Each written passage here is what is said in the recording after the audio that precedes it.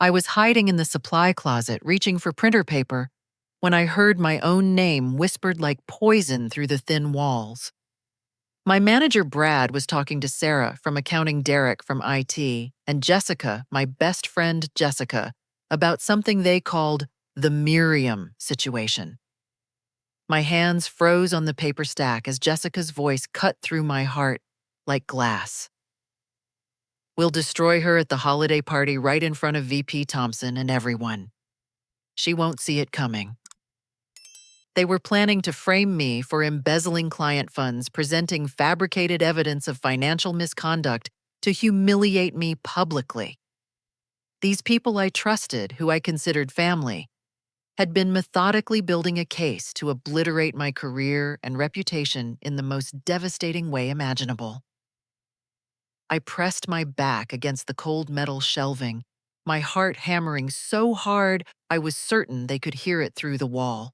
The fluorescent light above me buzzed ominously as their conversation continued, each word driving a deeper knife into my chest. The expense reports are perfect.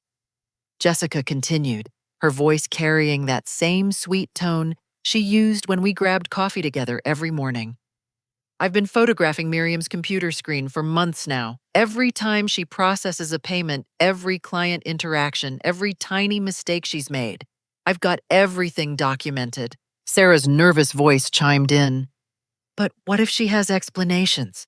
What if she can prove her innocence? Jessica laughed, a sound that now sent chills down my spine, instead of warming my heart like it used to during our girls' nights out. That's the beauty of it. I've been forwarding her emails to my personal account, going through her desk after hours when she's gone home to that boyfriend of hers. I know her passwords, her work habits, everything. By the time I'm done presenting, everyone will believe she's been stealing from clients for years. Derek spoke up, his usually cheerful voice flat and mechanical. The PowerPoint is ready. We'll present it during the team recognition segment. 60 employees plus VP Thompson watching live. She'll be finished professionally. My legs nearly gave out. These weren't just co-workers plotting against me. This was my inner circle. The people I shared my deepest fears and brightest dreams with. Jessica knew about my childhood poverty, how hard I'd worked to build credibility in the financial world, how much this job meant to my family's security. She knew destroying my reputation would devastate me completely. Brad's voice carried the weight of authority.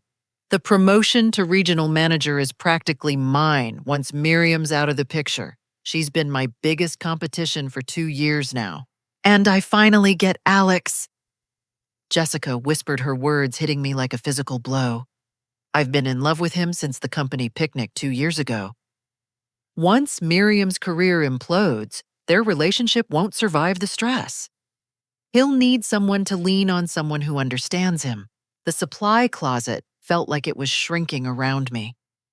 Jessica had been my closest friend at Meridian Consulting for 3 years. We'd celebrated promotions together, cried over failed dates, supported each other through family crises. I'd trusted her with my relationship struggles, never imagining she was secretly orchestrating my downfall to steal my boyfriend. What about the evidence trail? Derek asked nervously. Won't there be digital footprints?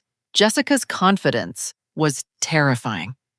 I've been using her login credentials to create false transactions. Every piece of evidence points directly to her. Plus, I have recordings of her supposedly confessing to the embezzlement. My blood ran cold. I'd never confessed to anything because I'd never done anything wrong. Those recordings had to be fabricated, but how could I prove it? Sarah's voice trembled. I don't feel good about this. Miriam's always been kind to me. You don't have a choice. Jessica's voice turned sharp and menacing. I know about your unauthorized software installations. Remember, the ones that could get you fired and potentially prosecuted for violating company security protocols. And Derek, your falsified timesheet entries from last quarter are sitting in my desk drawer. You're both in this, whether you like it or not. The pieces clicked together with sickening clarity. Jessica wasn't just targeting me, she was blackmailing Sarah and Derek into participating in my destruction. She'd systematically gathered compromising information on everyone around her building, a web of control and manipulation that would ensure their compliance. The holiday party is in 2 weeks, Brad concluded.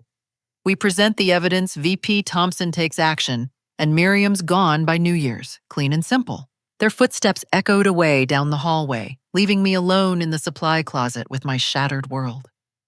I slumped against the shelves, my mind reeling with the betrayal. Every shared lunch with Jessica, every late-night working session with Brad, every friendly conversation with Sarah and Derek, all of it had been a lie. I thought about my 3 years at Meridian Consulting, how proud I'd been to land a senior financial analyst position at such a respected firm. I'd worked 60-hour weeks to prove myself, earned certifications on weekends, built relationships with clients who trusted me with their most sensitive financial information. My reputation was everything in this industry, and Jessica knew destroying it would end my career permanently. But as the shock wore off, something else grew in its place: determination. If Jessica wanted to play games with fabricated evidence and manipulation, she'd picked the wrong opponent. I knew the financial systems better than anyone except the senior partners. I understood audit trails, digital forensics, and most importantly, I knew how to find the truth hidden in the data. Walking back to my desk with my head held high, I made a decision that would change everything. Jessica might have been planning this destruction for months, but she'd made one critical error: she'd underestimated me. I wasn't going to be a victim in this story. I was going to be the one who fought back. That evening, I stayed late at the office under the pretense of finishing quarterly reports. The building emptied around 7 o'clock, leaving me alone with the hum of computers and the distant sound of traffic 20 floors below. My hands shook slightly as I logged into the financial systems, but my resolve strengthened with each keystroke. Meridian Consulting's audit trail system was something most employees never thought about, but as a senior financial analyst, I'd worked with it extensively during compliance reviews. Every digital action taken within our company network was logged. File access, timestamps, email sends and receives login locations, system modifications, document edits, even printer usage. The system captured everything in forensic detail. I started with Jessica's access patterns over the past 6 months, and what I found made my stomach turn. She'd been accessing my files almost daily, usually between 6 and 7 in the morning, before I arrived, or after 8 at night when I'd left for home. The timestamps showed her downloading my client correspondence, copying my expense reports, and even accessing my personal employee folder that contained salary information and performance reviews. But that wasn't the worst part. The audit logs revealed she'd been using remote access protocols to log into my workstation using my credentials. Every supposed mistake she'd documented wasn't my work at all. It was her own actions performed using my login information, carefully crafted to look like errors or misconduct. My discovery became even more disturbing when I traced the timeline. Jessica's unauthorized access began exactly 1 week after I'd started dating Alex. She'd been systematically sabotaging my work and documenting it as evidence of my incompetence or dishonesty for almost 2 years. The remote access logs told the complete story. Jessica had been staying late on Fridays using my credentials to process false expense reports and transfer small amounts of money between client accounts. The amounts were tiny, $50 here, $100 there, but over 2 years they added up to thousands of dollars. She'd been embezzling money while simultaneously building a case that I was the one stealing. As I dug deeper into the system architecture, I discovered something that made my heart race with possibility. My user account had administrative privileges in the audit system that I'd never known about. When I was hired 3 years ago, I'd replaced someone named Catherine, who'd been working on a special compliance project that required enhanced access. The IT department had never revoked those privileges when Catherine left. I could access not just my own audit trail, but everyone's. I could see Brad's approval of Jessica's fraudulent overtime, claims Derek's installation of unauthorized gaming software, Sarah's access to payroll systems she had no business viewing.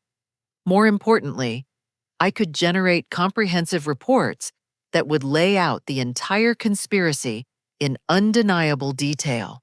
The scope of corruption was staggering. Brad hadn't just been passively going along with Jessica's plan.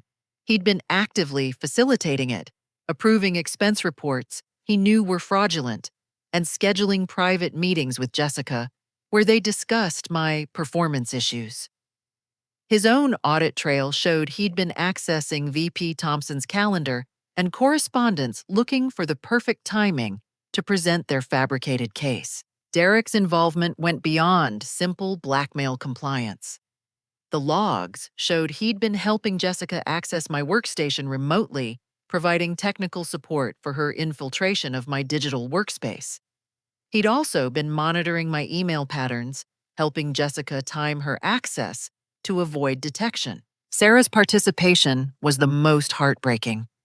The audit logs revealed she'd been genuinely reluctant, accessing only the specific files Jessica demanded, and spending minimal time in systems she shouldn't have been using. Her pattern suggested someone acting under duress rather than malicious intent. But the most shocking discovery came when I accessed the company's financial oversight reports. VP Thompson wasn't just a potential victim of Jessica's presentation. He was under active investigation by the board of directors for questionable expense approvals and possible misappropriation of company funds. Jessica's plan to present evidence of my supposed misconduct would provide Thompson with a perfect scapegoat to deflect attention from his own problems. The holiday party presentation wasn't just about getting me fired, it was about providing cover for Thompson's embezzlement, while simultaneously destroying my credibility as a witness who might have discovered his misconduct through my routine financial analysis work. I sat back in my chair, overwhelmed by the magnitude of what I'd uncovered. This wasn't just workplace bullying or petty jealousy. This was a coordinated criminal conspiracy involving embezzlement, identity theft fraud, and conspiracy to commit defamation. Jessica had orchestrated a scheme that would destroy my life while protecting herself and her co-conspirators from prosecution for their own crimes. But now I had the evidence. Every unauthorized access, every fraudulent transaction, every piece of fabricated documentation was recorded in the audit system with timestamps, IP addresses, and digital fingerprints that would stand up in any court of law. The question now was how to use this information. I could go to the police immediately, but Jessica's presentation was still 2 weeks away. If I acted too quickly, she might destroy evidence or flee. I needed to be strategic, to think several moves ahead, like she had been doing for the past 2 years. As I gathered my belongings to leave the office, I made a decision that would determine everything that followed. I wasn't just going to defend myself, I was going to turn Jessica's own strategy against her. She wanted to destroy me with fabricated evidence presented in front of the entire company. Perfect. I'd let her try while simultaneously documenting her criminal conspiracy and presenting the truth to the authorities. Walking to my car in the empty parking garage, I felt something I hadn't experienced in years: complete clarity about who I was and what I was capable of achieving. Jessica had underestimated my intelligence, my resourcefulness, and my determination to protect everything I'd worked so hard to build. She was about to learn that destroying someone requires more than just fabricated evidence and manipulation. It requires actually being smarter than your target. And that was a contest Jessica was destined to lose. Over the next week, I transformed from victim to strategist, using every skill I'd developed in 3 years of financial analysis to build an unshakable case. I arrived early each morning and stayed late each evening, maintaining my normal routine, while secretly documenting the conspiracy that threatened to destroy me. The audit system became my weapon of choice. I created detailed timeline reports showing Jessica's unauthorized access to my files, correlating her intrusions with the fabricated evidence she'd been collecting.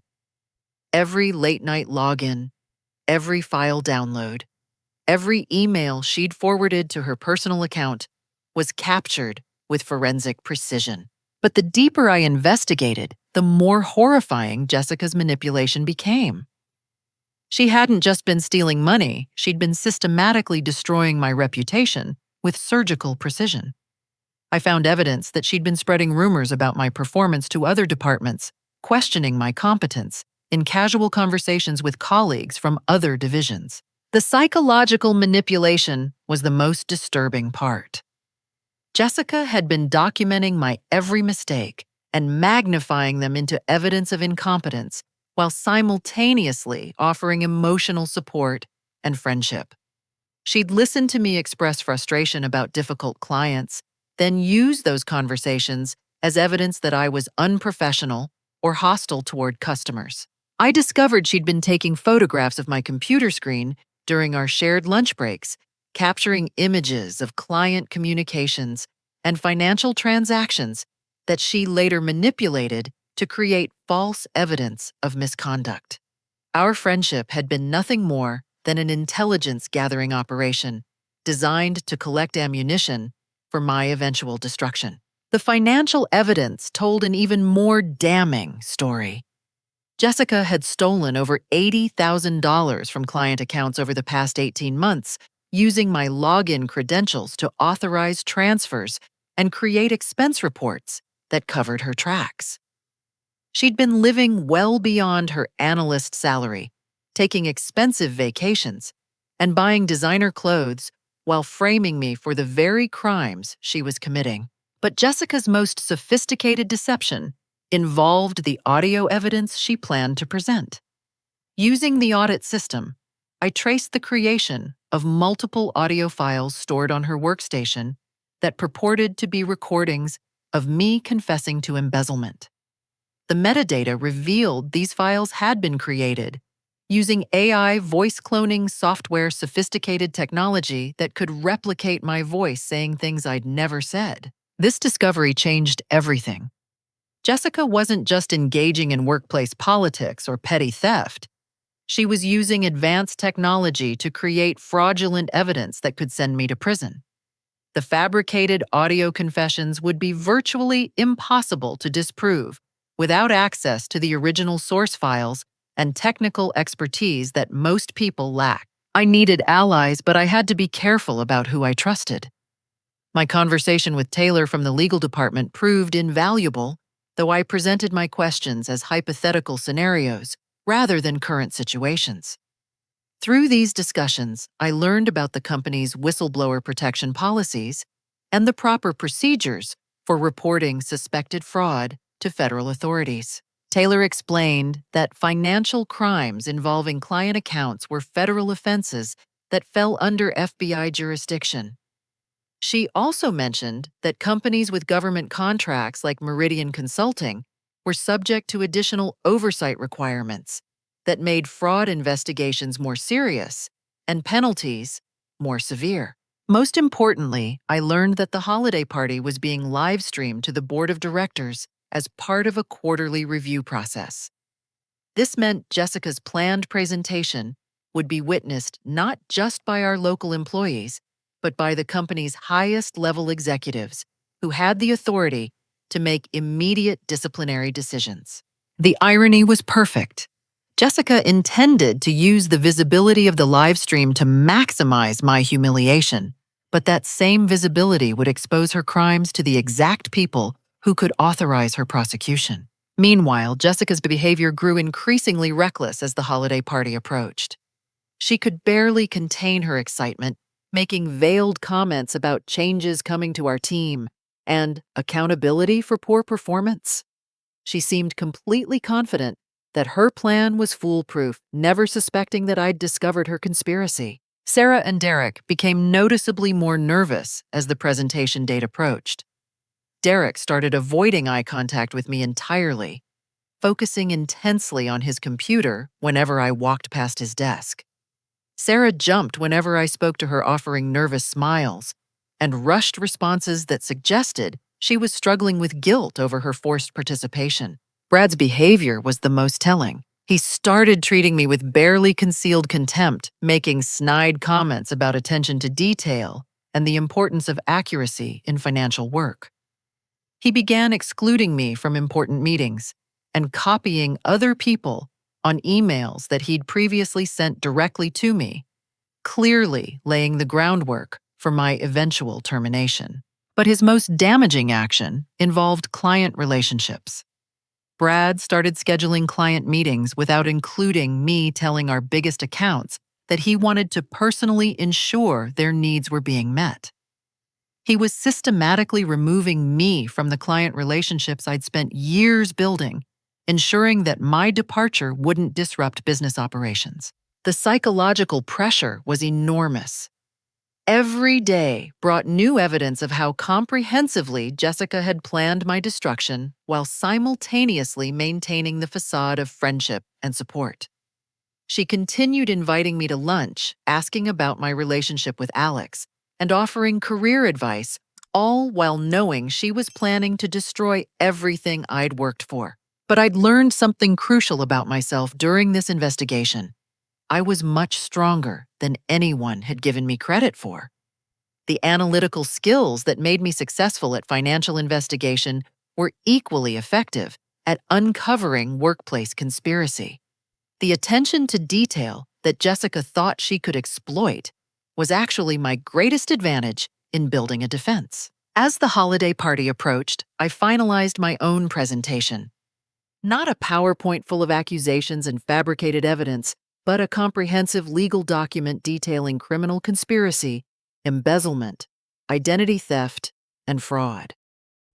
I'd contacted the FBI's Financial Crimes Unit through their public reporting system, providing preliminary evidence of Jessica's embezzlement and requesting guidance on proper reporting procedures. The agent I spoke with, Special Agent Rodriguez, was immediately interested in the case. Financial fraud involving AI-generated evidence was an emerging area of criminal activity that the Bureau was eager to prosecute. She advised me to continue documenting the conspiracy while avoiding any actions that might alert the suspects to the ongoing investigation. Agent Rodriguez also revealed something that made my blood run cold.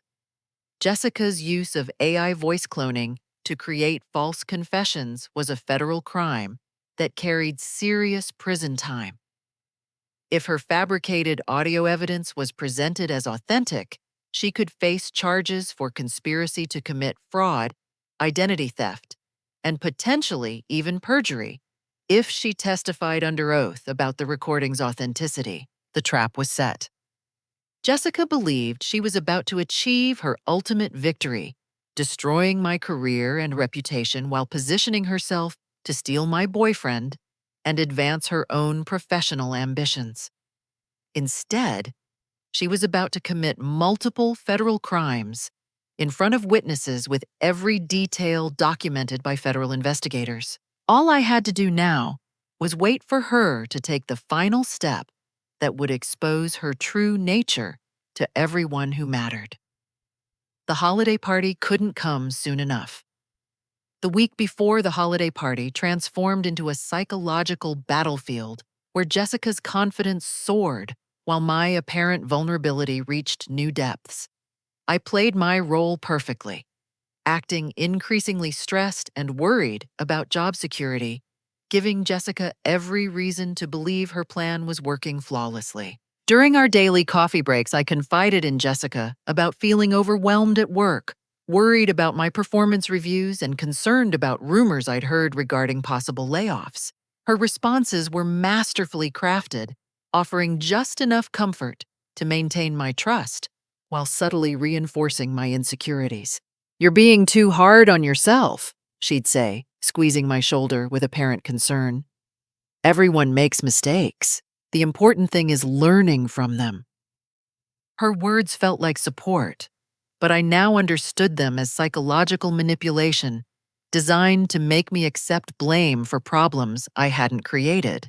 Meanwhile, my secret investigation expanded beyond simple evidence gathering into active intelligence collection. I'd installed monitoring software on my own workstation that captured every unauthorized access attempt, creating real-time logs of Jessica's continued infiltration of my digital workspace. The results were damning. Jessica was accessing my files almost daily, now downloading client communications and expense reports with increasing boldness. She seemed completely confident that her administrative privileges would hide her activities, never suspecting that I had superior access to the same audit systems. But my most valuable discovery came through careful analysis of the company's executive calendar system. VP Thompson's schedule revealed private meetings with board members tagged as financial oversight discussions and compliance reviews. The board of directors wasn't just casually watching our holiday party, they were actively investigating potential fraud within our division. Jessica's presentation would occur at the perfect moment to provide Thompson with a scapegoat for his own misconduct. If he could point to a corrupt employee in his department who'd been stealing client funds, it would deflect attention from his own questionable activities and potentially save his career. This revelation changed my understanding of the entire conspiracy.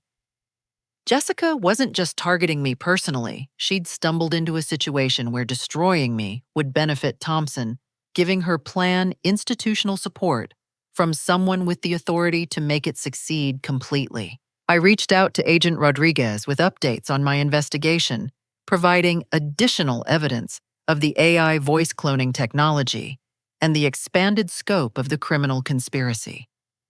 Her response was encouraging. The FBI was prepared to act immediately after Jessica's presentation, using her public accusations as evidence of criminal intent. The legal strategy was elegantly simple. By allowing Jessica to present her fabricated evidence in front of witnesses, we'd create indisputable proof of criminal fraud. Her use of AI-generated audio would demonstrate sophisticated premeditation, while her accusations against me would provide clear evidence of malicious intent.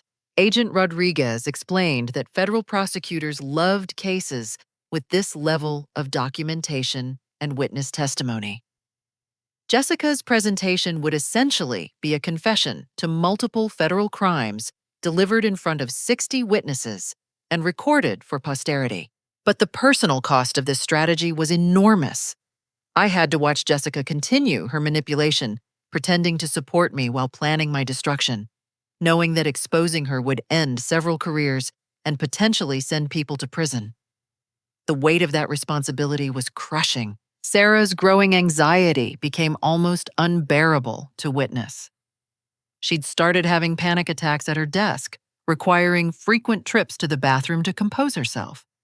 I could see the guilt eating away at her, but I couldn't offer comfort without revealing my knowledge of the conspiracy. Derek's behavior became increasingly erratic. He'd started making mistakes in routine IT tasks, forgetting passwords, and misconfiguring software installations. The stress of participating in criminal activity was clearly affecting his ability to perform his normal job functions. Even Brad showed signs of strain. His usual confidence had been replaced by nervous energy and frequent phone calls to people he refused to identify. I suspected he was consulting with attorneys or career counselors, preparing for the possibility that his role in the conspiracy might be discovered. Only Jessica seemed unaffected by the approaching presentation. She radiated confidence and excitement, frequently mentioning how much she was looking forward to the holiday party. Her enthusiasm was chilling when I knew what she was actually anticipating. 3 days before this party, Jessica made her most serious mistake yet. During a casual conversation at the coffee machine, she mentioned having some big news to share soon and suggested that people who deserve success will finally get recognized, while others who've been coasting will face consequences. Her words were clearly meant to intimidate me, but they also provided additional evidence of premeditation. I made sure to document the conversation in my investigative notes, including the exact time, location, and witnesses present. That same afternoon, I received an encrypted email from Agent Rodriguez, confirming that federal investigators would be monitoring the holiday party remotely through the company's livestream system. Multiple agencies were now involved in the case, including the Secret Service's Financial Crimes Unit and the Department of Justice's Cybercrime Division. The scope of law enforcement interest surprised me until Agent Rodriguez explained that Jessica's use of AI voice cloning to create fraudulent evidence was part of a broader pattern of technologically sophisticated financial crimes that federal agencies were prioritizing for prosecution. My case would likely become a precedent-setting example of how to prosecute AI-assisted fraud. The night before the holiday party, I barely slept. The weight of everything I'd discovered, the people whose lives would be destroyed by their own actions, and the responsibility I felt for bringing this conspiracy to light, all combined to create overwhelming anxiety. But underneath the nervousness was something else, a profound sense of justice. Jessica had spent 2 years methodically planning to destroy my life, manipulating my friendship and trust, while stealing money and building false evidence against me. Her actions weren't the result of temporary desperation or poor judgment. They represented calculated evil designed to cause maximum personal destruction. She'd earned every consequence that was about to befall her. Tomorrow night would prove that truth and justice weren't just abstract concepts. They were real forces that could prevail against even the most sophisticated deception. As I finally drifted off to sleep, I felt something I hadn't experienced in months, complete peace about the future. Whatever happened at the holiday party, I knew I'd done everything possible to protect myself and expose the truth. Jessica's day of reckoning had finally arrived.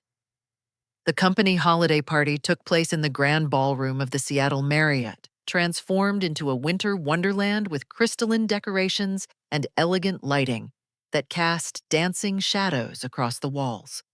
60 employees mingled around cocktail tables, while a live stream connected us to board members watching from their respective locations across the country. I arrived precisely on time, wearing a navy blue dress that projected confidence and professionalism.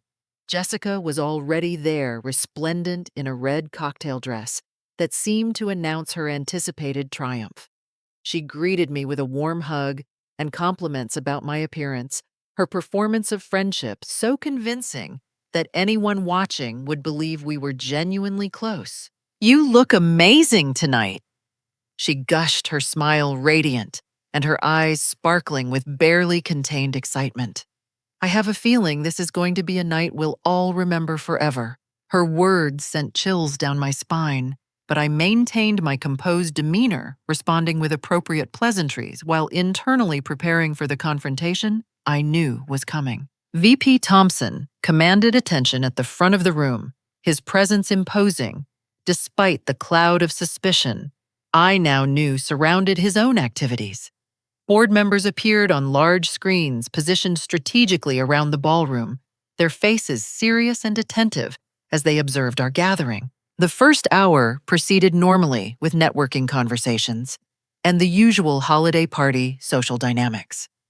I engaged in small talk with colleagues from other departments, maintained professional relationships, and acted completely unaware of the storm that was about to break over my head. Sarah and Derek stayed close to Jessica throughout the evening, their nervous energy palpable to anyone who knew what to look for.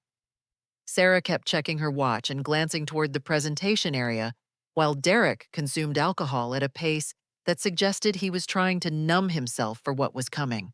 Brad circulated through the crowd with unusual confidence, engaging in animated conversations with senior staff and frequently gesturing toward me while speaking in hushed tones. He was clearly laying groundwork for the presentation, building anticipation and credibility for the accusations that would soon be leveled against me. When VP Thompson called for attention to begin the formal program, the room fell silent with an electricity that seemed to crackle through the air. The team recognition segment was scheduled third after the usual executive remarks and financial performance updates. Tonight, we celebrate not just our holiday traditions, but our commitment to integrity, excellence, and accountability. Thompson announced, his words carrying ominous weight, given what I knew about his own questionable activities. Our success depends on every team member maintaining the highest standards of professional conduct. Jessica positioned herself near the presentation equipment, her laptop ready, and her confidence radiating throughout the ballroom.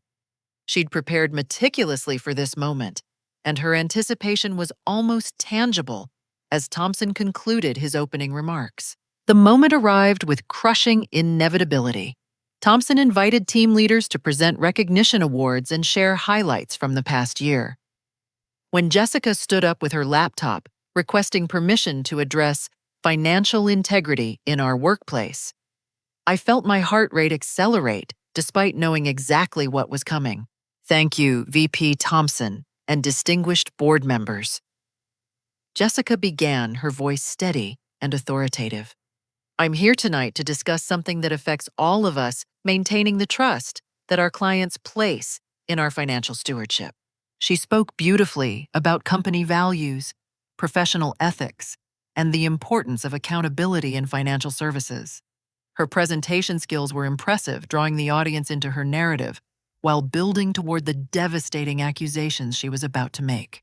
Unfortunately, I've discovered some concerning irregularities that I believe require immediate attention. Jessica continued, her tone shifting to convey reluctant duty and painful responsibility. These aren't minor bookkeeping errors or innocent mistakes. They represent a systematic pattern of financial misconduct that has compromised client accounts and violated every principle we stand for as a company. The room fell completely silent. Board members leaned forward on their screens, clearly engaged by the serious nature of Jessica's presentation. Thompson's expression showed appropriate concern, mixed with what I recognized as relief. Here was the scapegoat he needed to deflect attention from his own problems. Jessica's evidence was presented masterfully, doctored expense reports that showed impossible spending patterns, manipulated email screenshots suggesting inappropriate client communications, financial summaries that painted a picture of systematic embezzlement spanning multiple years. But her most devastating weapon was the audio evidence. I'm sorry to share something so personal and painful, Jessica announced, her voice breaking slightly with performed emotion. But I have recordings that provide undeniable evidence of the misconduct I've described. She played 3 separate audio files, each one featuring my voice supposedly confessing to various financial crimes. The quality was extraordinary. The voice cloning technology had perfectly captured my speech patterns, inflections, and emotional nuances. Without technical analysis, the recordings would be absolutely convincing to any listener. I found myself working late one evening when I overheard these phone conversations. Jessica explained, tears welling in her eyes. As painful as it was to discover that someone I considered a friend was betraying our client's trust, I knew I had a responsibility to report what I'd learned. The audience was completely absorbed by her performance. Colleagues who'd worked with me for years looked shocked and betrayed. Sarah and Derek nodded gravely at appropriate moments, their participation lending credibility to Jessica's accusations. When Jessica finished her presentation and turned to VP Thompson with a request to take appropriate action to protect our clients and our company, the room exploded in whispered conversations and shocked expressions. The board members on the screens appeared stunned by the allegations and evidence they'd just witnessed. Then I stood up. Thank you, Jessica, for that fascinating presentation. I said, my voice calm and professional, despite the adrenaline coursing through my veins. Before VP Thompson responds to your accusations, I'd like to share something with everyone here tonight. I pulled out my phone and held it up for everyone to see. I've been recording this entire presentation along with Jessica's preparation and planning activities over the past several weeks. This recording will be submitted to the FBI's Financial Crimes Unit as evidence of criminal conspiracy fraud and identity theft. The silence that followed was deafening. Jessica's face drained of color as the implications of my words sank in. VP Thompson looked confused and alarmed while board members began urgent conversations off camera. 3 days ago, I filed a comprehensive whistleblower report with federal authorities documenting Jessica's embezzlement of over $80,000 from client accounts, her use of my login credentials to authorize fraudulent transactions, and her creation of false audio evidence using AI voice cloning technology. Jessica tried to interrupt, but I continued speaking over her protests. The FBI asked me to allow tonight's presentation to proceed as it would serve as additional evidence of criminal intent and conspiracy. Every accusation Jessica just made was actually a confession to crimes she committed while framing me for her actions. The room erupted in chaos. Jessica began shouting denials and accusations claiming I was lying to save myself from exposure. Sarah burst into tears and rushed toward the exit. Derek sat down heavily, his face buried in his hands. But the most telling reaction came from VP Thompson, whose expression revealed not just surprise, but fear. He understood immediately that Jessica's accusations against me might draw attention to his own financial misconduct, the exact outcome he'd been hoping to avoid. "Ladies and gentlemen," I concluded, raising my voice to be heard over the commotion, "the truth has a way of revealing itself when people have the courage to stand up for what's right. Tonight, justice begins." As security personnel entered the ballroom and Jessica realized her plan had completely backfired, I felt a profound sense of satisfaction.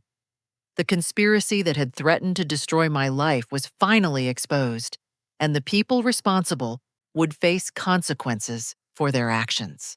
The holiday party had indeed become a night we'd all remember forever, just not in the way Jessica had anticipated. The aftermath of the holiday party unfolded with stunning swiftness.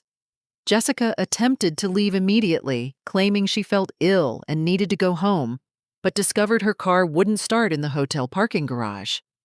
I'd called my friend Marcus from building security earlier that day, asking him to discreetly disable Jessica's vehicle to prevent any possibility of flight after her crimes were exposed. Sarah and Derek approached me separately as the ballroom emptied, both begging for forgiveness and offering to provide testimony against Jessica in exchange for leniency.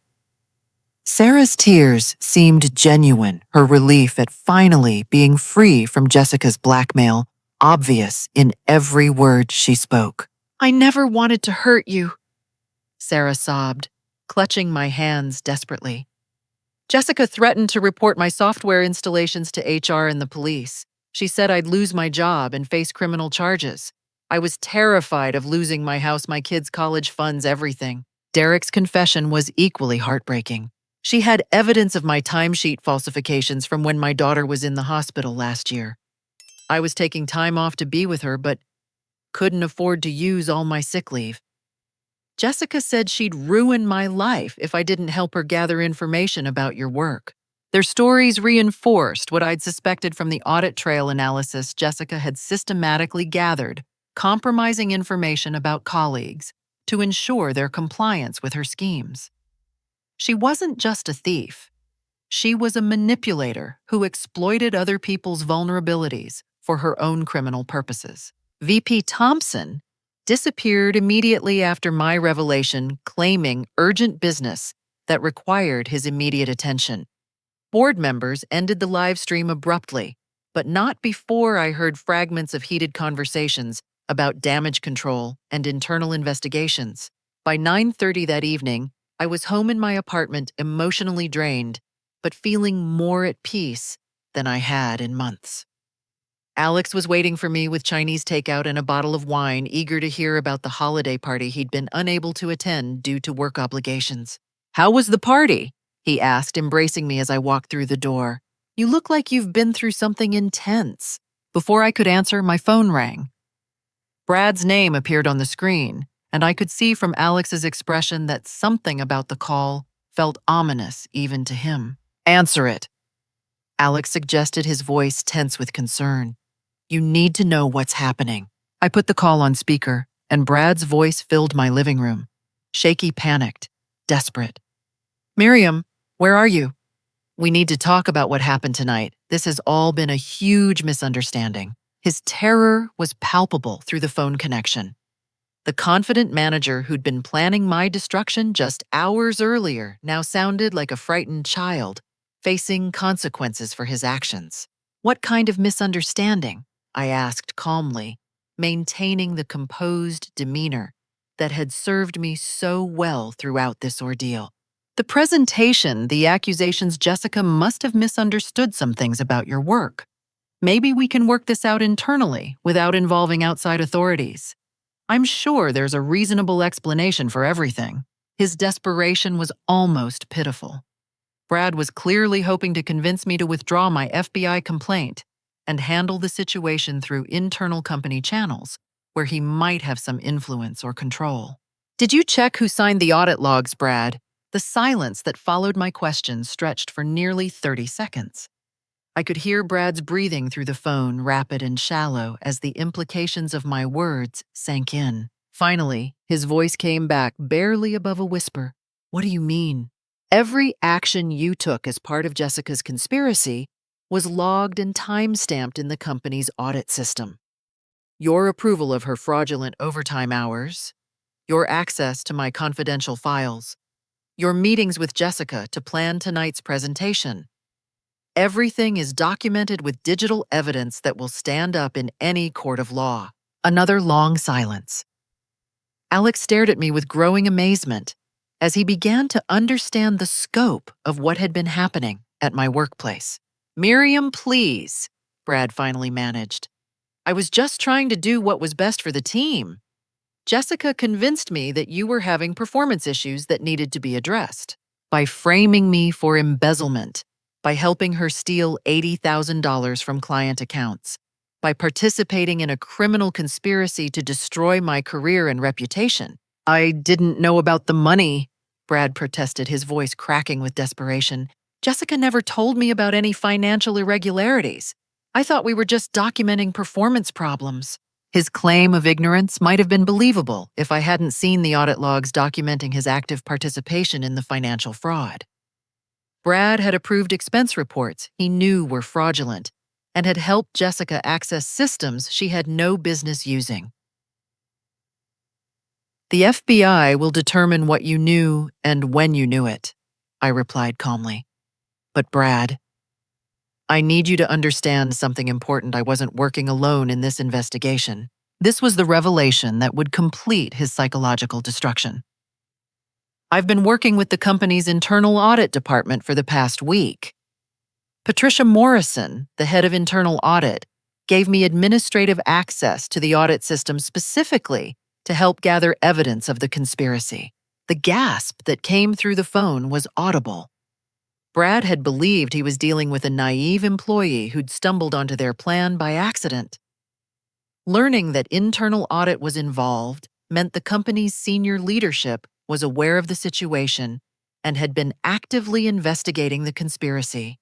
"Furthermore," I continued, "the board of directors knew about VP Thompson's potential financial misconduct before tonight's party. They were using the holiday party as an opportunity to observe how he would handle accusations against a subordinate. His immediate willingness to believe Jessica's fabricated evidence without proper investigation confirmed their suspicions about his judgment and integrity. The complete scope of the investigation was finally clear to Brad. This wasn't just about Jessica's personal vendetta against me. It was about a comprehensive review of financial controls and management oversight within our entire division. "The company has been under investigation for several months," I explained, watching Alex's eyes widen with each revelation. Jessica's conspiracy was discovered as part of a larger audit into questionable financial activities. I was asked to help gather evidence from the inside while maintaining my normal work routine. Brad's breathing became even more labored as he realized he'd walked into a trap that had been months in the making. His participation in Jessica's conspiracy hadn't just been documented by accident. It had been monitored and recorded as part of an active corporate investigation. "What happens now?" he whispered, his voice barely audible. "Justice," I replied simply. "Everyone involved in this conspiracy will face appropriate consequences for their actions. The people who were blackmailed or coerced will be treated differently from those who participated willingly, but everyone will be held accountable." After I ended the call, Alex pulled me into his arms, his expression a mixture of pride, amazement, and concern. "How long has this been going on? How did you handle all of this pressure without telling me?" I spent the next hour explaining the complete story, from my accidental discovery in the supply closet to the elaborate investigation and tonight's confrontation. Alex listened with growing anger at Jessica's betrayal and manipulation, but also with increasing admiration for my strength and strategic thinking. "I had no idea you were capable of something like this," he said, shaking his head in wonder. "The way you turned their own plan against them, gathered evidence, worked with federal authorities. It's incredible." His support meant everything to me, but it also reminded me of how much Jessica's conspiracy had threatened our relationship. Her plan to destroy my career had been specifically designed to drive us apart, leaving me isolated and vulnerable, while positioning herself as a supportive friend who could help Alex through his difficulties. She would have destroyed us. I told Alex, my voice thick with emotion. If her plan had succeeded, the stress of my career implosion would have torn our relationship apart. She was counting on it. Alex's anger at Jessica's manipulation was fierce, but his commitment to our relationship was even stronger. "She never had a chance," he said firmly. "I know who you are, Miriam. No fabricated evidence or workplace drama could make me doubt your integrity." As we sat together processing the events of the evening, I realized that Jessica's conspiracy had ultimately strengthened rather than weakened everything that mattered in my life. My relationship with Alex was deeper and more secure. My professional reputation was not just intact, but enhanced by my successful investigation. Most importantly, I'd discovered reserves of strength and capability I never knew I possessed. The phone rang again around midnight. Agent Rodriguez calling to confirm that Jessica had been taken into custody and that additional arrests would be made over the following days. The investigation was entering its final phase, and my role as a witness and victim would be crucial to ensuring justice for everyone involved. But as I hung up the phone and prepared for bed, I felt something I hadn't experienced in years: complete confidence in my ability to handle whatever challenges lay ahead. Jessica had tried to destroy me and had only made me stronger. The following weeks brought swift and comprehensive justice that exceeded even my most optimistic expectations. Jessica was formally arrested on federal charges, including embezzlement, identity theft, wire fraud, and conspiracy to commit financial crimes.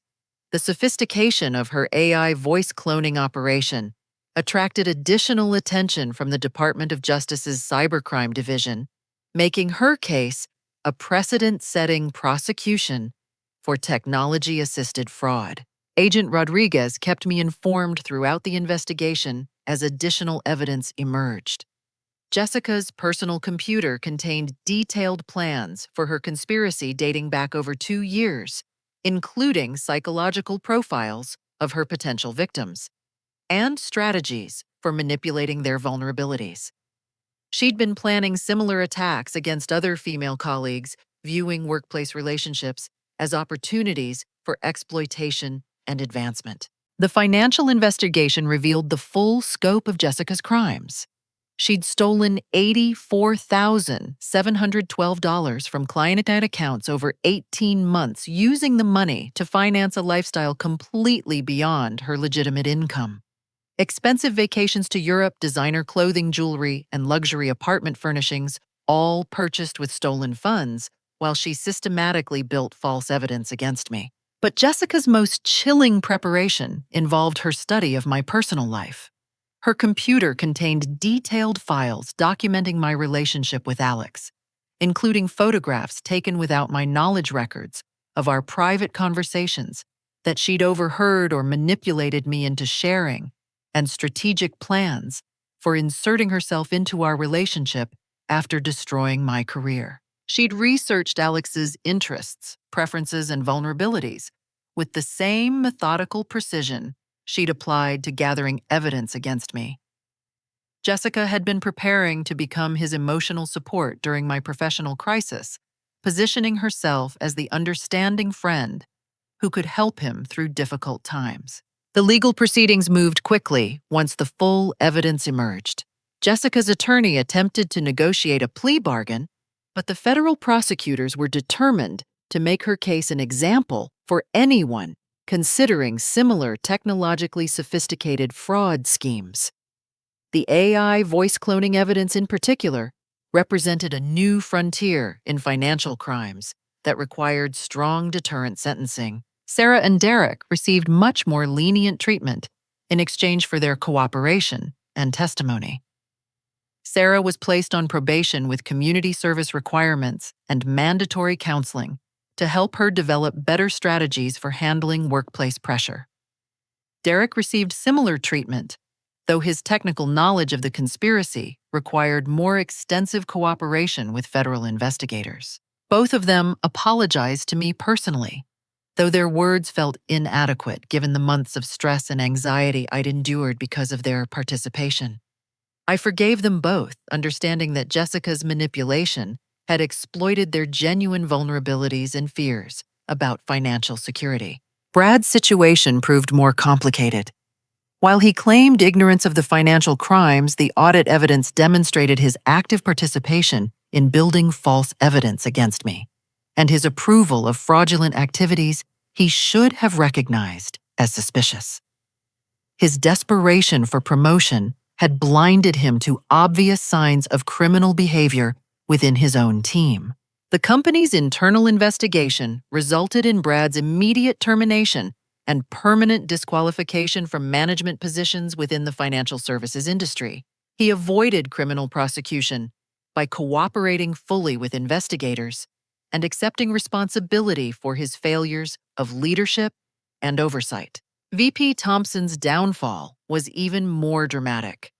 The board's investigation revealed extensive financial misconduct spanning several years, including the misappropriation of company funds and fraudulent expense reporting that mirrored the very crimes Jessica had been committing on a smaller scale. His eagerness to believe Jessica's accusations against me demonstrated the kind of poor judgment and ethical blindness that had characterized his entire tenure. Thompson resigned in disgrace within 2 weeks of the holiday party, facing his own federal investigation and potential criminal charges. The board of directors issued a public statement acknowledging systemic failures in financial oversight and promising comprehensive reforms to prevent similar misconduct. For me, the resolution brought not just vindication, but unexpected opportunities for advancement. Patricia Morrison, the head of internal audit who had been instrumental in the investigation, recommended me for promotion to Thompson's former position as VP of Financial Operations.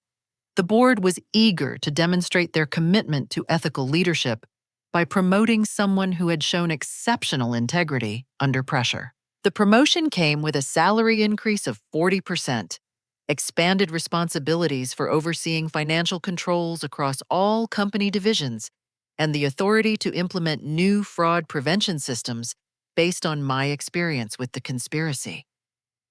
I became the youngest VP in company history, but more importantly, I gained the power to create workplace cultures that would prevent future victims from experiencing what I'd endured. My relationship with Alex grew stronger through the ordeal deepened by his unwavering support during the most difficult period of my professional life. He proposed 6 months after Jessica's conviction, saying that watching me handle the conspiracy with such grace and intelligence had convinced him that I was the partner he wanted for every challenge life might bring. We married the following spring in a small ceremony that celebrated not just our love for each other, but our shared commitment to truth, justice, and protecting the people we care about. Several colleagues from work attended, including Sarah and Derek, whose presence symbolized redemption and the possibility of rebuilding trust after betrayal. Jessica received a sentence of 8 years in federal prison, with requirements for full restitution to the affected clients and permanent disqualification from working in financial services. The judge specifically noted the sophistication of her criminal planning and the psychological manipulation she'd employed against colleagues, calling her case a warning about the dangers of unchecked ambition and personal grievances in professional environments. But beyond the legal consequences and career advancement, the most important outcome was personal growth. I never could have anticipated. The conspiracy forced me to discover strengths I didn't know I possessed: analytical thinking under pressure, strategic planning in crisis situations, and most importantly, the courage to stand up for truth, even when everyone around me seemed aligned against me. I learned that integrity isn't just about following rules or avoiding wrongdoing. It's about actively protecting what's right, even when doing so requires significant personal risk. Fighting back against Jessica's conspiracy wasn't just about saving my own career. It was about preventing her from destroying other people's lives and careers through similar manipulation and fraud. The experience also taught me about the power of truth in a world that often seems dominated by deception and manipulation. Jessica's sophisticated planning, technological tools, and psychological manipulation ultimately couldn't overcome simple honesty and methodical investigation. Truth doesn't always prevail quickly or easily, but it has a persistence that eventually overcomes even the most elaborate lies. Most importantly, I discovered that betrayal and injustice, while devastating in the moment, can also reveal inner strength and resilience that transforms victims into advocates for justice. Jessica intended to destroy me, but her conspiracy ultimately made me stronger, wiser, and more capable of protecting myself and others from similar attacks. Today, 2 years later, I lead a team of 15 financial professionals who know they can trust their supervisor to support them investigate concerns thoroughly and stand up for what's right, regardless of political pressure or personal cost. The culture we've built together is based on transparency, mutual support, and zero tolerance for the kind of manipulation and betrayal that nearly destroyed my life. Jessica's conspiracy taught me that workplace relationships require the same careful attention and protective instincts as any other important aspect of life. Trust must be earned and verified. Professional achievements must be protected from those who would exploit them, and standing up for justice sometimes requires risking everything you've worked to build. The holiday party that was supposed to be my professional funeral, instead, became the beginning of the most successful and fulfilling period of my career. Sometimes the people who try to destroy you end up showing you exactly how powerful you really are. Have you ever found yourself in a situation where someone you trusted was working against you behind the scenes? How did you discover the truth? And what steps did you take to protect yourself? I'd love to hear your stories in the comments below, because sharing our experiences helps all of us recognize warning signs and build stronger defenses against betrayal and manipulation. Thank you for listening to my story. I hope it inspires you to trust your instincts, investigate when something feels wrong, and never give up fighting for truth and justice in your own life. Please like this video if it resonated with you. Subscribe for more stories about overcoming workplace challenges and personal betrayal, and share this with anyone who might benefit from knowing that justice really can prevail when we have the courage to stand up for what's right. Remember, you're stronger than you know, and the truth always has a way of revealing itself when someone has the courage to bring it to light.